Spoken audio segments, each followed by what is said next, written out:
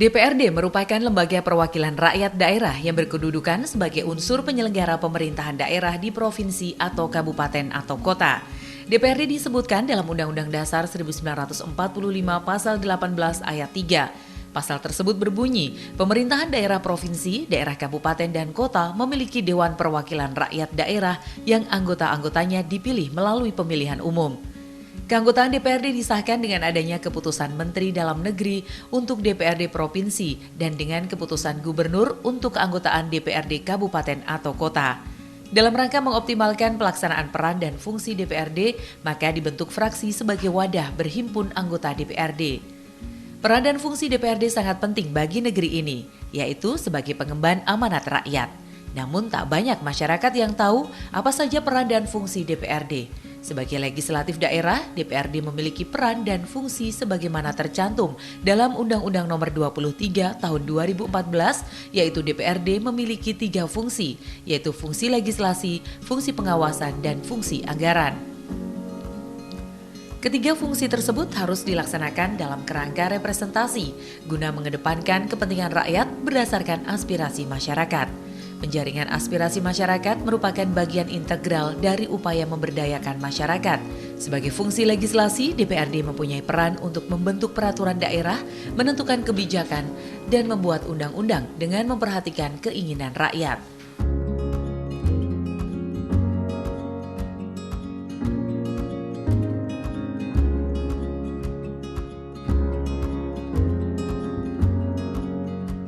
Sebagai fungsi pengawasan, DPRD berperan untuk menjamin pelaksanaan kegiatan sesuai dengan kebijakan dan rencana yang telah ditetapkan, serta untuk memastikan bahwa tujuan dapat tercapai secara efektif dan efisien.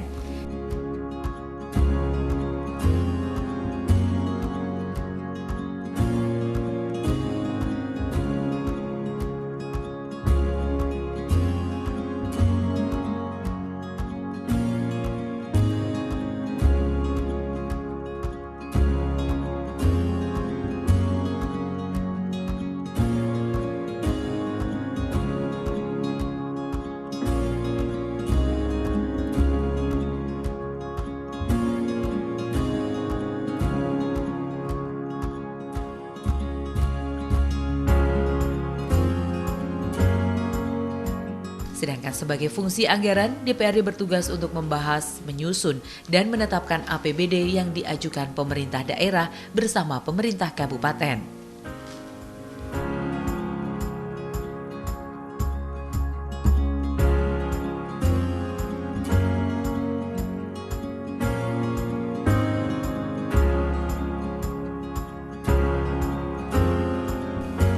Dalam melaksanakan fungsi tersebut, DPRD dilengkapi dengan tugas, wewenang, kewajiban, dan hak. Anggota DPRD yang mempunyai kedudukan atau status di dalam masyarakat diharapkan dapat melaksanakan tugas dan fungsi yang dimiliki agar mampu mewujudkan kesejahteraan masyarakat. Keberadaan DPRD sebagai legislatif daerah harus mampu menciptakan keseimbangan terhadap eksekutif daerah untuk mewujudkan pemerintahan daerah yang bersih. Keberhasilan DPRD dalam menjalankan peran dan fungsinya tak hanya ditentukan oleh kewenangan formal yang dimiliki oleh kelembagaan DPRD, tapi yang jauh lebih penting adalah kapasitas dan kompetensi dari masing-masing individu para anggota dewan. Namun demikian, peran dan fungsi DPRD dalam menentukan bentuk dan hasil pemerintahan akan sangat bergantung dengan pola hubungan yang terjalin antara DPRD dengan unsur penyelenggaraan pemerintah di daerah lainnya, yaitu kepala daerah. DPRD bersama kepala daerah menjalin mitra kerja dalam membuat kebijakan daerah untuk melaksanakan otonomi daerah sesuai peran dan fungsinya masing-masing.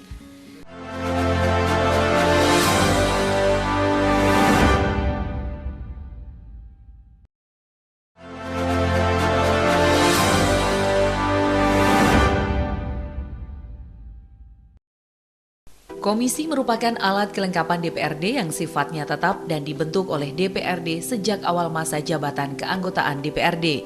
Komisi ini nantinya memiliki fungsi dan perannya masing-masing sesuai dengan bidangnya. Sesuai dengan ketentuan perundang-undangan, DPRD Provinsi yang beranggotakan 35 hingga 55 orang dapat membentuk 4 komisi dan DPRD Provinsi yang beranggotakan lebih dari 55 orang dapat membentuk 5 komisi. DPRD Jawa Tengah terdiri dari 5 komisi, salah satu di antaranya adalah Komisi D bertugas di bidang pembangunan. Bidang pembangunan Komisi D meliputi Bina Marga, Cipta Karya, Pemukiman, dan Tata Ruang, Perumahan Rakyat, Pengelolaan Sumber Daya Air, Perhubungan, Pertambangan, Energi dan Sumber Daya Mineral, dan Lingkungan Hidup.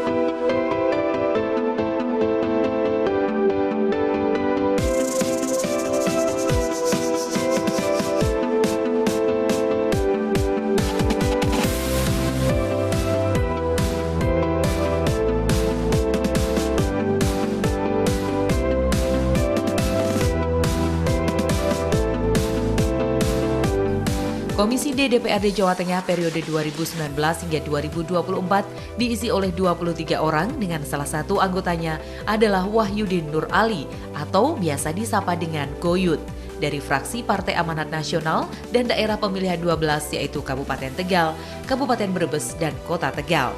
Wahyudin Nur Ali yang merupakan putra daerah Brebes saat ini merupakan ketua fraksi Partai Amanat Nasional DPRD Provinsi Jawa Tengah yang aktif berorganisasi sejak dulu.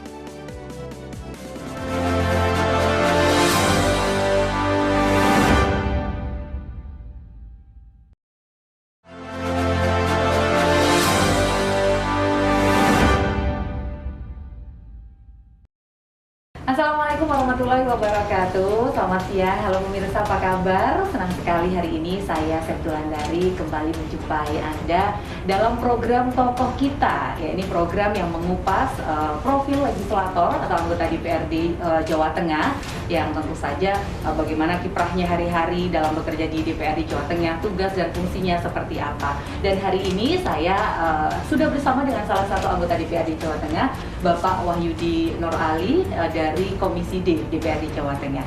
Kita langsung saja akan ngobrol karena beliau sudah meluangkan waktu ya di sela-sela kesibukannya untuk berbincang dan ngobrol dengan saya hari ini. Saya sebelumnya akan buka masker lebih dulu, nggak apa-apa ya Pak? Wahyudin Nur Ali, selamat siang, Assalamualaikum. Waalaikumsalam warahmatullahi wabarakatuh. Ikut juga nih ya? Oh iya, boleh Pak. Iya, kita akan tetap taat prokes gitu ya. Iya, biar lebih dikenal lagi ya kan, wajahnya nampak gitu. Pak Wahyudin Nur Ali dari anggota Komisi Komisi D DPRD Jawa Tengah. Biasa dipanggil Pak Goyut saya. Oh iya, iya. Apa ini? Jauh banget sebenarnya Pak. Boleh sedikit cerita gitu Pak. Iya. Pak Goyut ya manggilnya iya, ya, iya. lebih akrab gitu Pak. Iya, kalau nama saya banyak yang nggak kenal juga sih sebetulnya. Jadi banyak yang familiar dengan nama panggilan ya. Jadi itu sejak kecil aja dari keluarga kami itu memang ada berlima gitu. Tapi ketika dia mulai beranjak anak-anak itu nggak pernah dipanggil namanya. Semuanya ya kayak gitu. Ada Gonjol, ada Taam gitu. Ada Ipah, ada Goyut. Oke, ada maknanya tapi ya Pak ya? Iya, sebetulnya maknanya ya sebetulnya hampir mirip-mirip singkat namanya juga. Kalau Goyut kan Wahyudin Nur Ali. Oh, jadi gitu itu kan. kayak singkatan gitu ya. Wah, you dan Iya. go pergi gitu loh. Jadi disuruh Jangan pergi diem sebenarnya. aja. Disuruh pergi ya. Pergi dan akhirnya sampai di DPRD Jawa Tengah gitu ya, ya politikus gitu. Oh iya. Prosesnya seperti apa? Memang dari dulu sudah berkiprah di dunia politik atau seperti apa? Oh enggak, yang berkiprah dulu di politik malah kakak dan adik ya. Oh, jadi Adik saya lebih duluan jadi DPRD kabupaten, kakak yang kebetulan pernah jadi bupati Brebes ya, jadi dari partai. Kalau saya memilih untuk tidak berpartai tadinya sampai dengan pemilu tahun 1999 gitu. Jadi 99 reformasi itu ya saya juga nggak tertarik gitu. Cuman pada tahun 2004 itu berarti 2002 ya mulai pembentukan penyelenggara pemilu pertama itu. Jadi dulu kan penyelenggara pemilunya dari partai, sejak dari Orde Baru gitu kan, gabungan partai-partai membentuk penyelenggara pemilu. Nah saat itu baru ada pemilu reformasi yang untuk tahun 2024 dibentuk penyelenggara pemilu ya yang kita namain dengan KPU, KPU pusat, KPU provinsi dan daerah. Saya berpikir saat itu saya ikut tapi tidak ke politik praktis ke partai tapi menjadi penyelenggara. Saya daftar saat itu di KPU. Pada saat saya daftar itu juga saya tidak berpikir apa-apa apakah penyelenggara itu ini enggak. Cuman saya berpikir bagaimana pemilu itu nyaman gitu loh. Nyaman, baik bagi masyarakat, bagi partai. Nah saat itu saya berpikir gini, setiap pemilu itu pasti benturan. Ya, setiap benturan dari antar partai ya kampanye berantem hanya beda pilihan gitu ya, partai A partai B berantem di jalan kirim rumah sakit. Saat itu kan seperti itu biasa, hal-hal yang biasa. Cuman banyak korbannya itu kebetulan teman-teman dekat saya, teman-teman. Nah kebetulan biasanya kayak gitu, nanti saya yang merawat gitu loh. Saya yang biayai kayak gitu dan ini nggak rampung-rampung nih kalau nggak ada solusi seperti itu. Akhirnya saya mau penyelenggara aja deh. Oke, jadi memang harus ikut masuk dalam saya udah sistem karena saya tidak berpikir menjadi anggota dewan apa enggak, cuman pemilunya aja saya berpikir pemilunya bagus lah bagi teman-teman. Nah ketika saya masuk teman-teman saya ajak berpikir yang bagus itu bagaimana memanfaatkan pemilu dengan baik bagi mereka loh ya, artinya bukan buat partai, bagi mereka yang selama ini dijadikan tim ya, dijadikan orang-orang yang dipakai buat meramaikan kampanye dan lain-lain untuk publik lah ya. Nah saat itu saya ngumpulin, saya kasih sayembara sebetulnya. Nah, ya gini, jadi kalian itu bisa memanfaatkan pemilu dengan baik. Nah, salah satunya adalah kalau kalian ini bisa diperhatikan ketika pemilu aja. Ya. Nah, ketika pemilu itu kan partai butuh kampanye nih, butuh orang-orang. Biasanya kan ngasih kaos, ngasih uang bensin kan gitu kan. Nah, kita ajak mereka memanfaatkan ini.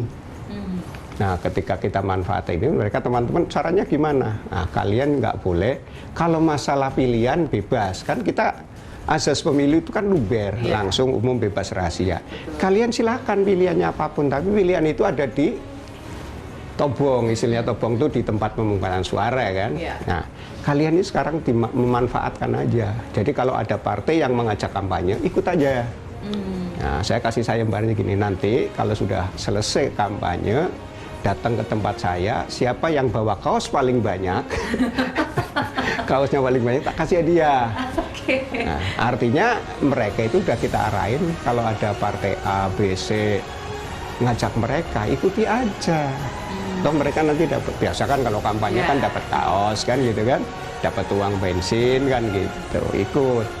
Nah sehingga teman-teman itu karena tidak pilihannya itu harus A aja, tapi dia ikut ramekan di partai ini, partai A, B, C, D, kota-kota. Nah, akhirnya ketika sudah tahu kayak gitu, kampanye hari ini nih, kampanye hari ini ada double, ada yang ke sana, ada yang ke sini, ketemu di jalan juga dada-dada biasa aja. Tidak menganggap bahwa mereka itu pesaing, musuh gitulah. Oke, jadi itu memang sebenarnya dibuat untuk menetralisir hal kerusuhan dan lain sebagainya, biar mereka nggak berantem. Kan biasa toh kalau ada tabrakan, berantem mobil itu kan mesti ya cecel, perlu ke bengkel lah. Yang bayari siapa? Sementara supirnya nggak tanggung jawab nih, kan gitu kan? Saja begitu. Nah, ketika sudah selesai, banyak nih bahwa ada yang 42 kaos, ada yang 39. Artinya, mereka udah mulai paham nih berpolitiknya. Tapi kan berhasil ya Pak ya dengan cara berhasil. Waktu saya di KPU itu nggak ada satupun kerusuhan, nggak ada pun itu. Karena juga saya datangi ke teman-teman ketua partai, saya ngomong saya sekarang di KPU. Saya ingin kalau ada masalah apapun, saya punya mata, punya telinga, punya hati. Kalau kalian ajak saya bicara, ayo kita selesaikan. Dan alhamdulillah itu semua waktu itu di pemilu di Brebes, karena saya ketua KPU Brebes itu nggak ada satupun masalah kerusuhan, nggak ada. Nah itu. Terus, nah berangkat dari situ nih. Lama-lama saya kan sering nih mengkritik ya. Saya tukang kritik dulu sih. Jadi kritik, kenapa rakyat Brebes kok tertinggal semua? Ya miskin terus lah kayak itu. Nah terus ada tokoh lah, saya nggak usah sebutin namanya. Kamu itu kalau cuman berteriak-teriak terus itu nggak nyelesain masalah. Dia mengibaratkan gini nih, ada saluran, got, bau tuh. Nah kalau bau itu kamu teriak terus 1 tahun 2 tahun teriak, gotnya itu nggak pernah bener gitu. Tambah bau ya. Nah jadi kalau kamu mau terjun dong di politik, jangan hanya penyelenggara gitu. Karena saya berpikirkan gini, ketika saya menjadi penyelenggara pemilu, itu sebetulnya ada 2 tujuan yang harus kita capai. Satu, kalau bagi pemilu, bagi penyelenggara itu biasanya ukurannya adalah bagaimana partisipasi rakyat di dalam pemilu itu gede, besar. Jadi prosentasinya dianggap berhasil ketika tapi saya berpikir kok cuman begitu ya. Kalau cuman hanya partisipasi politik ya, partisipasi pemilih itu besar, bagi saya kurang apa ya, bagi saya kurang lah, kurang sempurna, kurang bagus gitu lah. Dengan durasi waktu yang lama besar, targetnya hanya itu kayaknya kurang gitu. Iya, karena saya melihat ini kalau partisipasi pemilih sekarang itu pada saat itu saya melihat itu bukan partisipasi murni. Jadi orang datang ke TPS itu juga banyak yang karena ada duitnya, artinya bukan partisipasi. Partisipasi itu kan hati nurani bahwa saya ingin mencari wakil rakyat yang benar, menjadikan daerah saya semakin bagus karena yang kita pilih itu bisa bekerja gitu. Tapi sementara ini kok persentasenya ya karena saat itu saya udah melihat ada survei kan kalau nggak salah dari Undip bahwa pemilu di tahun 2009 itu lebih besar pragmatisnya daripada ideologis gitu loh. 2009 ya, karena 2000 yang paling bagus tuh 99. Kalau itu partisipasi politik bagus banget ya, karena era Orde Baru, terus berganti ke era reformasi, masyarakat ada sesuatu yang ingin rubah karena dulu itu mungkin pilihannya bukan pilihan mereka, sekarang bebas gitu loh. Nah 2009 itu menghasilkan wakil dewan yang sebetulnya diberi ruang yang sangat luar biasa, tapi dalam tanda kutip perjalanannya kan banyak masalah. Nah ketika banyak masalah di tahun 2004 mulailah rakyat itu agak pragmatis karena kamu dulu saya pilih gratis kok, kerjanya nggak bener umpamanya kan begitu kan, karena nggak bener itu mereka sudah mulai ada transaksional. Nah ketika transaksional 2004 semakin besar, kalau nggak salah 2009 atau yang dari Undip bahwa hampir di atas apa ya, di atas 70% lah pemilih kita sudah berubah dari ideologis menjadi ke pragmatis, ya. 70% ya? Ya, lebih dari itu malah. Makanya sekarang gimana, Pak? ya sekarang sama ya. Karena pemilu yang paling bagus kan sebetulnya ada dua, pemilu tahun 55 itu, ya, karena rakyat dari zamannya dijajah, ya, terus merdeka, dia nggak ada urusan saya milih orang karena duit, nggak ada. Dia hanya ingin, saya ingin pemilu itu hak-hak mereka digunain dengan sebenarnya, gitu lah. Nah, sama juga ketika reformasi pertama juga seperti itu kan, Mbak lihat. Tahun 99 nggak ada anggota dewan itu mau jadi beli kaos, beli apa, kan nggak ada, dari rakyat sendiri. Bikin posko di mana-mana, apa biaya dari caleg, nggak ada. Ikut kampanye itu benar-benar dari hati karena ingin meramaikan itu gitu. Ketika hasilnya nggak bagus, masyarakat kita mulai berubah. Oh, seperti itu gitulah. Mungkin nggak ya? Mungkin terus dia mulai berubah. Lu gratisan kok nggak kerja nih? Ya. Mulailah ada transaksi. Baik. Nah, nanti ini Pak Goyut ini akhirnya kemudian terjun benar-benar secara praktis ke politik, ya. Itu jadi, kapan nanti kita harus break dulu, Pak. Ya. Nah, kita istirahat dulu sebentar, nanti kita ngobrol lagi karena ternyata Pak Goyut punya banyak cerita nih kalau dibalik sebagai seorang politikus ini. Kita akan kembali sesaat lagi, tetap bersama kami dalam Talk Kita.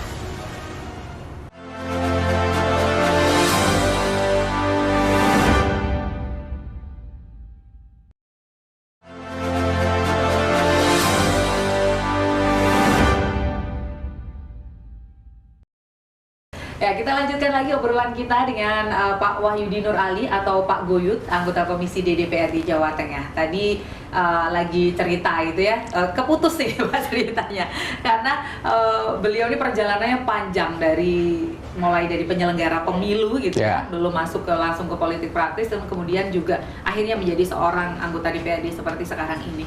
Prosesnya cukup panjang. Nah, akhirnya sampai masuk benar-benar terjun sebagai politikus, sebagai lewat partai gitu. Itu mulai kapan, Pak? Jadi menjelang pemilu itu ya, karena saya teringat itu seorang tokoh di Brebes ya, dia ngomong kalau kamu teriak-teriak ya nggak bisa, kamu harus harus terjun. Nah, pilihan itu kan agak sulit bagi kita karena saat itu waktu saya penyelenggara itu saya pernah teringat ketika saya harus menentukan pilihan, saya teringat tuh. Ada orang yang suaranya besar tetapi tidak jadi.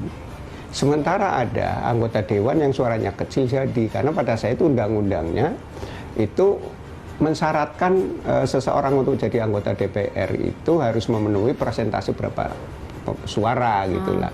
Nah, kebanyakan nggak tercapai, sehingga kalau nggak tercapai suara yang kursi yang ada diberikan kepada nomor urut.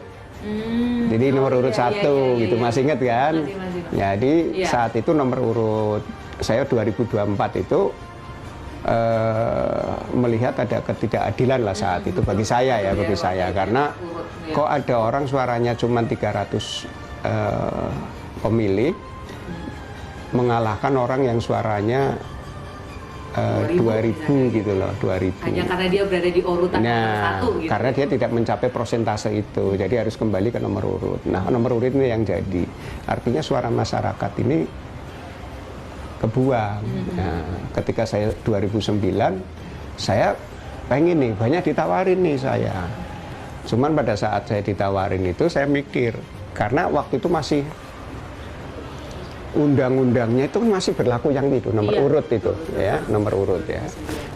Terus ada beberapa partai fraksi di DPR RI itu menginginkan bahwa suara terbanyak yang harus jadi, karena ini sebetulnya ini suara rakyat ya, harus diperhatikan.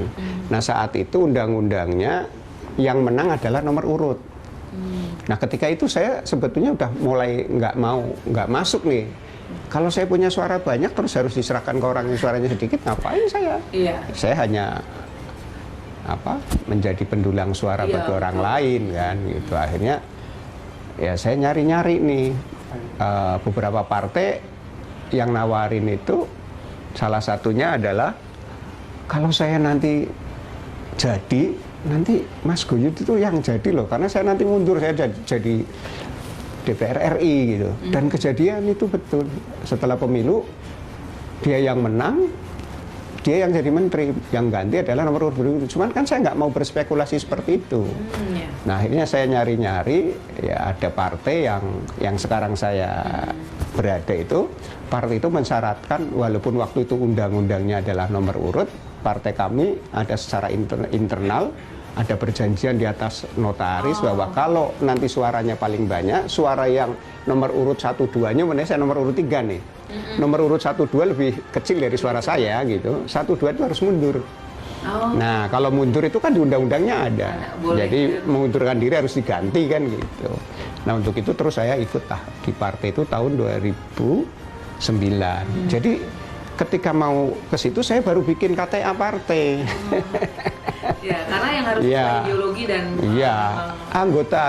calon anggota DPR itu harus anggota partai kan, nggak boleh independen. Kalau di KPU kan nggak boleh partai. Saat itu KPU-nya masih hebat ya, KPU-nya jujur nggak boleh terikat dengan partai. Rekam jejaknya harus betul-betul ya. Jadi mereka nggak punya kepentingan apa-apa tentang partai. Yang jelas dia hanya penyelenggara murni supaya negara itu bisa merekrut orang-orang yang terbaik menjadi alat negara kan gitu.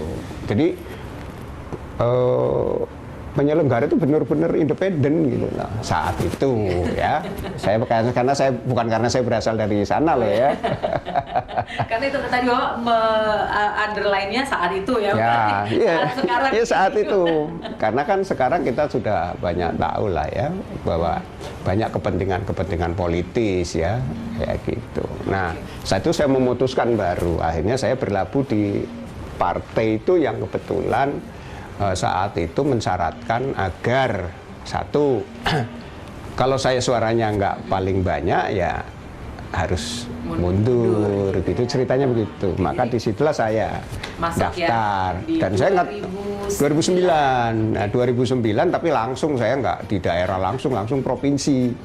Jadi saya basic saya bukan DPRD dari biasanya kan dari bawah nih, DPR kabupaten, terus nanti DPR provinsi, terus nanti naik ke DPR RI kan begitu biasanya. Dan berarti Bapak dari 2009 sampai sekarang itu di DPRD Jawa Tengah. 3 kali. Periode. Iya, 3 periode ini gitu. Periode berikutnya Insya Allah masih ya Pak ya?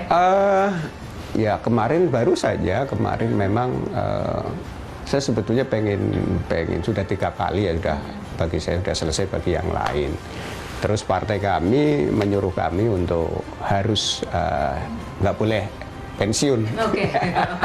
Jadi harus daftar gitu. Cuman sekarang saya memang kelihatannya akan ke RI gitu. Karena partai harus ada kader yang masa sih kan kita tahu partai saya kan kosong nih di DPR RI-nya gitu. Nah, gitu, 3 periode itu kan bukan waktu yang singkat ya Pak untuk diberi kepercayaan oleh masyarakat. Di Dapil datang 12 sekarang. Kalau dulu sudah Dapil 9. Oke, sekarang iya. Jadi 12, ya. Pemilu pertama dapilnya sama antara RI dan provinsi. Dapil 9. Pemilu kedua 2009 itu 2014 juga masih dapilnya sama RI dengan provinsi.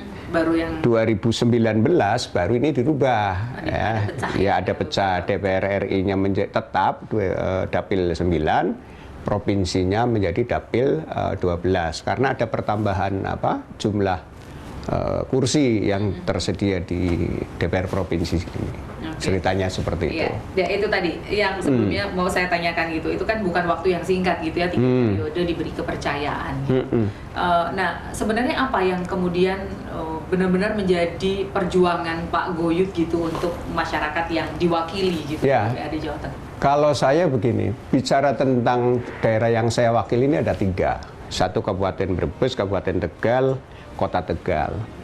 Nah yang jadi masalah itu adalah 2 kabupaten. Kabupaten Tegal. Ya kalau kita bicara wakil rakyat kan kondisi rakyat gitu, bukan kondisi pemerintahnya kan, kondisi rakyat. Dari 3 ini 1 lebih bagus ya, karena saat saya masuk itu Kota Tegal itu dipimpin wali kota yang memang luar biasa menurut saya. Karena dia bisa mencapai 10 besar ya, IPM-nya, terus dari sisi APBD-nya juga bagus. Melihat APBD itu kan lihatnya begini, berapa sih porsi APBD yang diberikan oleh pemerintah yang disediain APBD untuk kemana gitu lah. Apakah untuk ke rakyat ataukah untuk penyelenggaranya? Kan ada dua kan sebetulnya, duit itu ke masyarakat atau untuk kepentingan pemangkunya. Ini bisa kelihatan ini untuk Nah, kan dulu itu gampang. Jadi sistem APBD ini untuk belanja publik dan belanja penyelenggara kan gitu. Nah, publik itu masyarakat. Kalau dulu itu kita lihat di Tegal itu uang APBD-nya mengalir kepada masyarakat di atas 50%. Artinya bahwa APBD berpihak pada rakyat. Kan gitu, Mbak. Nah, dua daerah ini kesulitan karena mungkin terlalu luas, jumlah penduduk miskinnya terlalu banyak atau jumlahnya terlalu banyak. Sehingga struktur APBD dua daerah ini saat itu saya melihat ya nggak bisa benar kalau sistem APBD-nya seperti ini, karena lebih habis untuk penyelenggaranya daripada untuk kepentingan masyarakatnya. Sehingga IPM 2 kabupaten itu saat saya masuk itu memang dan sebelum-sebelumnya juga udah paling tertinggal. Kayak Brebes ini IPM-nya waktu saya masuk atau sebelum saya masuk pun dia udah urutan ke-35 dari 35 kabupaten oleh Buncit. Nah, Kabupaten Tegal juga agak sedikit di atas gitu. Nah, mulai itu tuh menjadi garapan saya sebetulnya. Cuman saya bantunya lewat apa? Karena lewat, kalau provinsi kan nggak ada dana langsung ke mereka ya. Jadi adanya adalah bantuan. Ya karena kita ngurus provinsi kan ngurus 35. Nah, bukan ngurus 2, 3, 4. Tapi karena itu dapil saya, ya pasti harus kami perjuangkan bagaimana agar bantuan keuangan provinsi itu bisa menjangkau ke mereka. Minimal tadi standarnya, kalau itu miskin, itu nggak maju, pasti akan berpengaruh di Jawa Tengah. Jawa Tengah akan maju manakala kabupaten yang di Jawa Tengah itu rakyatnya makmur kan gitu. Jadi kemakmuran Jawa Tengah pasti meningkat. IPM kita bagus, Jawa Tengah IPM-nya naik. Nah ini kan berarti problem Jawa Tengah walaupun problemnya ada di daerah. Nah itu menjadi perhatian kita lah. Terutama bukan saya pribadi karena saya nggak ada pengaruh nggak mampu lah. Orang ini dapil kita kan dapilnya ada 12 anggota dewan sekarang kan, tanggung jawab kita bersama ya. Tapi kita melihatnya gampang sebetulnya. Seberapa besar sih keuangan provinsi yang dialokasikan kepada kabupaten kota itu? Semakin besar berarti itu kita sudah ada sedikit lah ya, sedikit kita berjuang untuk kabupaten itu. Iya, tapi kembali lagi bahwa kemajuan daerah bukan karena ini kan hanya snack ya, hanya bantuan yang kalau kita berikan tidak merubah langsung, tetapi sedikit bisa membantu. Tapi kembali lagi adalah kepada kepala daerah masing-masing. Bagaimana kepala daerah itu sebetulnya bisa nggak dengan dana yang ada, APBD yang disiapin itu bisa menyelesaikan persoalan masyarakatnya. Oke, jadi Bapak ini berarti tetap menjadi salah satu wakil rakyat yang mengawasi atau memantau juga gitu menjaga bahwa ini memang akan untuk rakyat sana gitu. Terutama ya kalau bantuan ke mereka kecil ya kita yang ngomong sebagai wakil rakyat kan gitu. Kan nggak mungkin.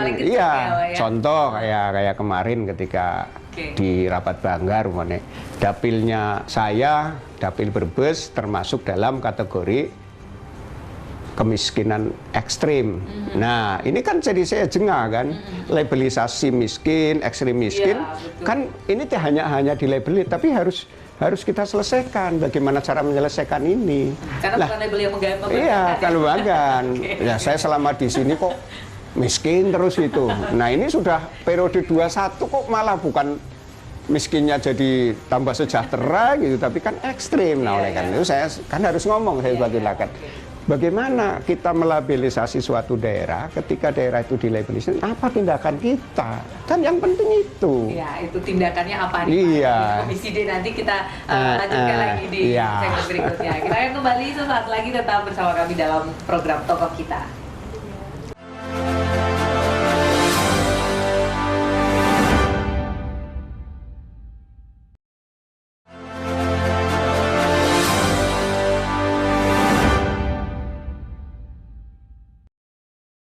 Ya, makin seru obrolan kita bersama dengan Pak Wahyudi Nur Ali atau Pak Goyut ya. Tadi bagaimana gitu ya perjalanan beliau sebagai seorang politikus, kemudian juga selama sudah 3 periode ini mewakili rakyat di Jawa Tengah 9 ya Pak ya.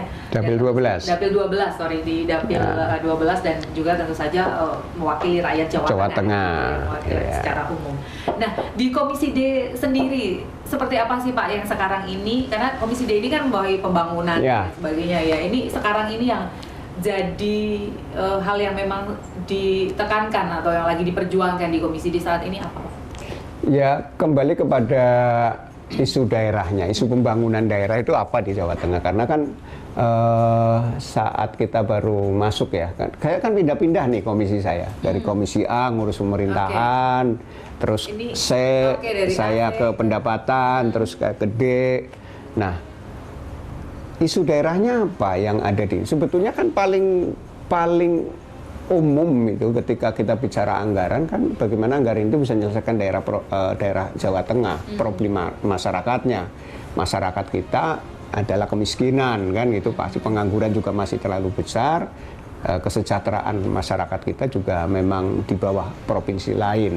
Nah, ketika saya berada di Komisi D, apa yang ada di situ? Problemnya kita nggak langsung, Mbak, kalau kita bicara dengan problem daerah, karena bicara tentang kesejahteraan rakyat, saya tidak menangani di situ, tapi ada. Contoh umpamanya Komisi D membidangi Bina Marga. Nah, kita ngurus jalan-jalan yang rusak, ya, sarana jalan ke pertanian, ya. Jadi yang kita urus itu kan sarananya, sarana untuk tadi menuju ke sebuah isu daerah, di mana isu daerah itu kemiskinan, pengangguran dan lain-lain. Tapi tidak langsung nih, kalau umpamanya di komisi yang lain yang bidangi itu kan berapa sih yang miskin, siapa sih namanya. Saya sering kali ngomong, ketika kita kemiskinannya tinggi, saya pengen tahu siapa sih yang miskin gitu loh. Terus TKP-nya di mana, namanya siapa. Kalau sekarang kan lebih besar miskin prosentase.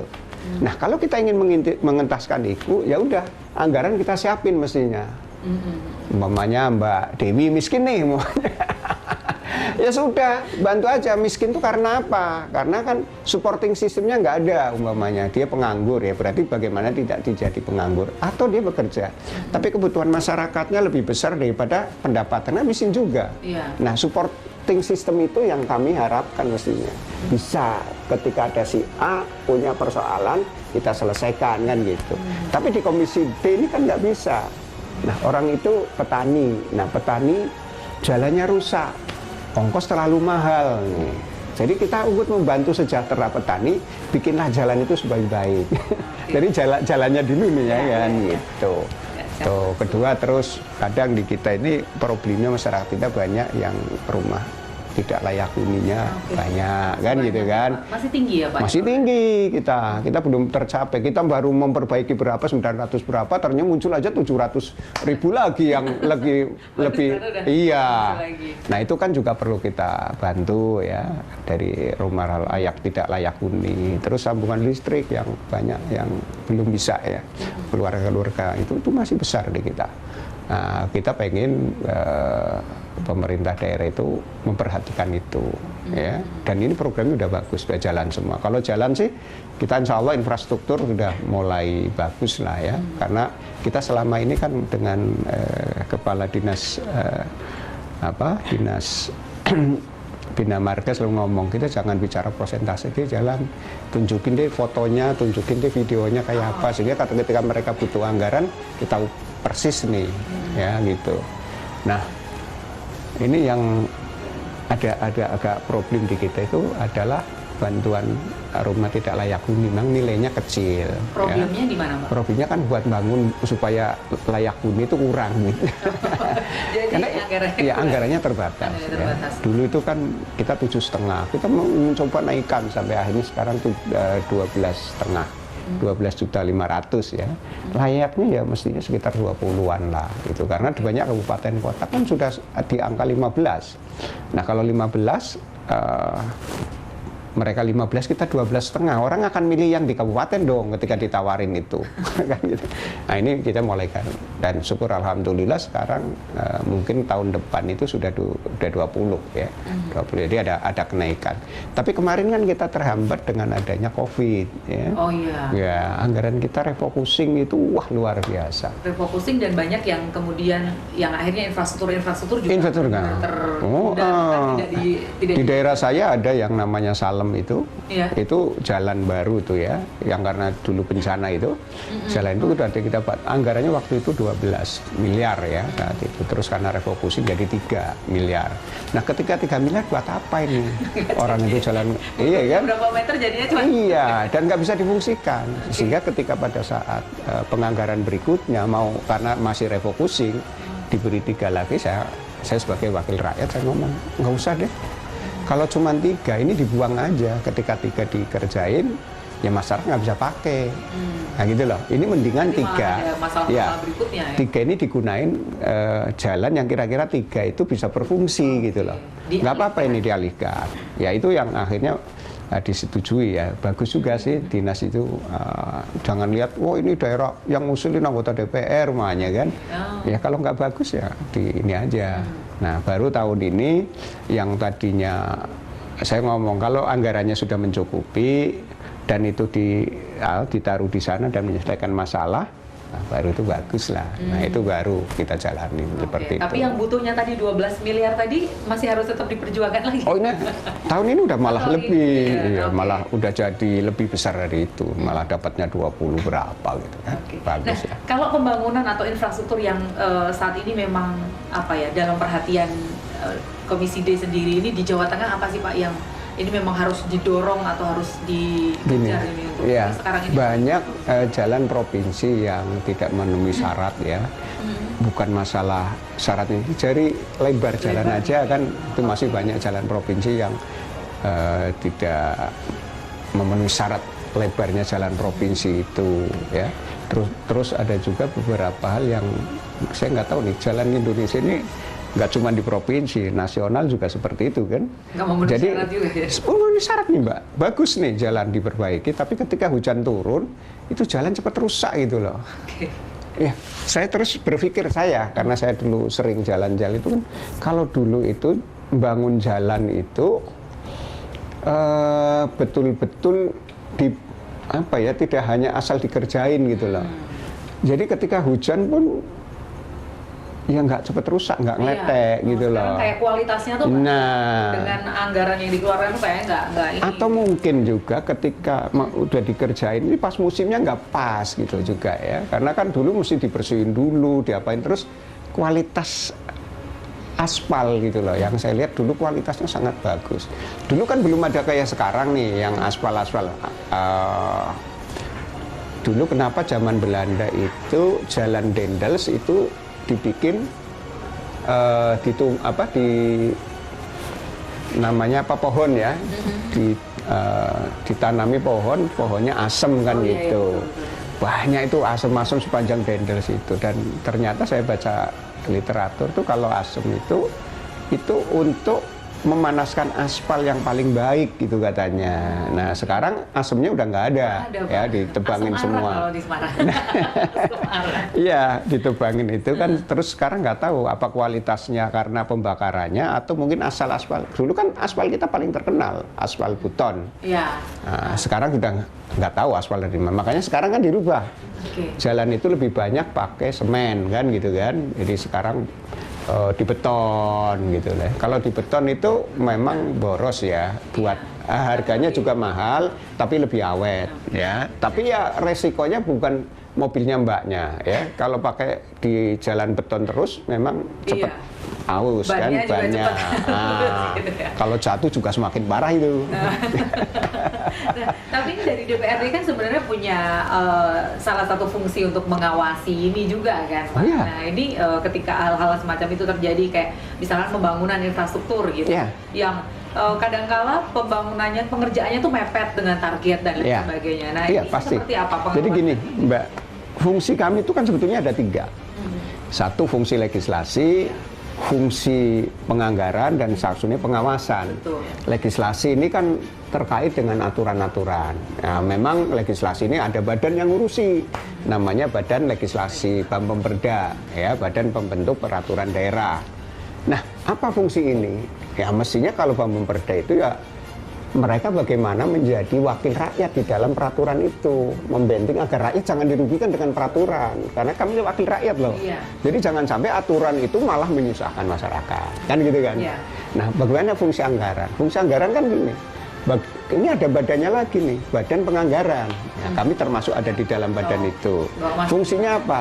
Nah, fungsinya membahas agar anggaran yang ada, APBD provinsi yang ada itu dipergunakan sebesar-besarnya adalah untuk masyarakat, kan gitu.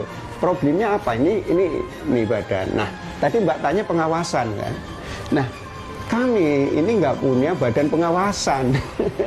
Ya, badan anggaran ada. Ada fungsinya tapi nggak Ya, ada. badannya ada kan, badan anggaran, badan legislasi. Tapi begitu kita ngomong pengawasan, adanya di masing-masing komisi kan kita ngawasi. Makanya ketika kita bicara idealnya sebagai anggota DPR, itu ketika mau dalam 1 tahun mau menganggarkan itu harusnya ada 3 yang harus dia fungsikan sebagai pengawas tadi. Pertama adalah ketika perencanaan.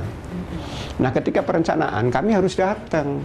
Anggaran ini diajukan oleh TAPD, ya, tim anggaran pemerintah daerah provinsi. Ketika dia mengajukan, maka kami ngomong lokusnya di mana. Anggarannya sudah muncul, kami harus tahu di mana dan berapa, dan itu kan mesti harus kita tinjau sebagai pengawas. Jangan sampai ketika tinjau itu terus jalannya bagus, umpamanya jalan udah ini kan gitu lah. Ini satu ya, jadi dalam satu sisi aja, satu item pekerjaan ini kita mempunyai 3 kali harusnya untuk melakukan fungsi pengawasan. Pertama tadi di perencanaan, yang kedua pada saat pelaksanaan. Nah, ketika pelaksanaan, benar nggak sih ini pelaksananya? Terus persentase pekerjaannya bagaimana? Kualitasnya bagaimana? Kami nggak marah dengan rekanan. Kami tidak boleh memarahi mereka. Teknis bukan wilayah kami kan. Itu wilayah dinas masing-masing. Tapi kan ketika kita ke sana, dinas kita ajak. Ketika ada sesuatu yang nggak beres, yang kita marahin kan dinasnya. urusan rekanan bukan urusan kita. Kalian dinas. Jangan sampai sekarang kita anggota dewan tuh jadi kayak eksekutor lah ya. Wah, ada nutuk-nutik jalan dan lain-lain, barangkali kan kadang-kadang kita kelewatan seperti itu. Kita lihat aja ada sesuatu yang nggak benar secara teknis, dinas yang bertanggung jawab ya. Ketika ini pekerjaan selesai, ya kita harus dong ninjau bener nggak nih selesai, evaluasi di mana. Nah, dari fungsi ini pengawasan ini saya pikir nanti pekerjaan itu akan bagus. Tapi kalau kita terlalu banyak, ya ini yang jadi masalah kan terlalu banyak lokusnya, terlalu banyak pekerjaannya. Kita nggak mungkin ini tiga-tiganya kita semuanya dengan jumlah. Iya, akhirnya kita random kan. Akhirnya udahlah, kita lihatnya ada yang di perencanaan, ada yang di pelaksanaan, ada juga di evaluasi yang udah selesai. Nah, ini sebetulnya nggak bagus, artinya nggak maksimal ketika kita melakukan fungsi pengawasan. Mungkin memang seharusnya dengan jumlah masyarakat Jawa Tengah yang luar biasa banyak ini juga kadang-kadang ada mungkin wakil rakyat juga harus ditambah barangkali. Tapi mudah-mudahan itu tadi dari fungsi-fungsi yang memang harus dijalankan ya dari DPRD Jawa Tengah, fungsi legislasi, fungsi anggaran dan juga pengawasan itu mudah-mudahan tetap bagaimanapun bisa berjalan dengan maksimal karena memang untuk masyarakat Jawa Tengah. Kita ini ngobrolnya nggak berasa sudah sudah dikode-kode sama Mbak Dewi ini Pak. Jadi kayaknya memang butuh waktu lebih panjang lagi kita untuk ngobrolin ini karena ngobrol dengan Pak Goyu ternyata cukup membuat kita bertambah wawasan juga gitu.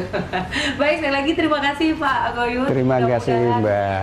Tetap sehat dan bisa menjalankan fungsi sebagai wakil rakyat Jawa Tengah. Amin. Dan pemirsa kita akan undur diri. Terima kasih atas perhatiannya. Selamat siang. Wassalamualaikum warahmatullahi wabarakatuh. Waalaikumsalam warahmatullahi wabarakatuh.